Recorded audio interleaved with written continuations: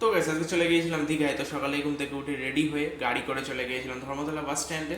তো রাস্তার সুন্দর দৃশ্য দেখতে দেখতে সেখানে গিয়ে পৌঁছালাম। তো সেখানে বাসের জন্য অপেক্ষা করতে করতে বাসে উঠে তারপরে আবার দীঘার উদ্দেশ্যে রওনা হলাম। মাঝখানে আমরা এখানে দাঁড়িয়েছিলাম, তো সেখান থেকেই ফ্রেশ হয়ে তারপরে চাউমিন খেতে খেতে পৌঁছে গেলাম দীঘাতে। তো দীঘায় এসে আমরা এই হোটেলটায় স্টে করেছিলাম, এটা হচ্ছে আমাদের হোটেল।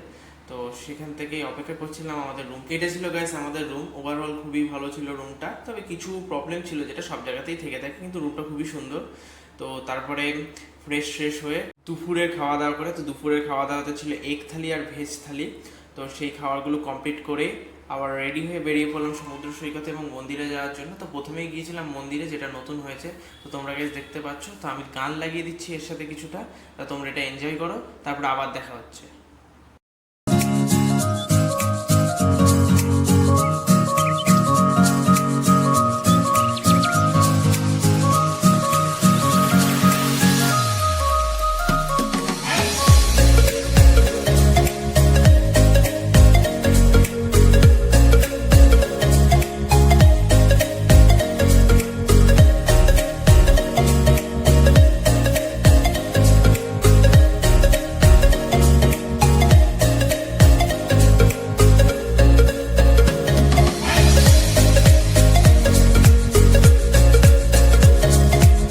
তো গাইস এইটা ছিল টোটাল মন্দিরের ভিউ।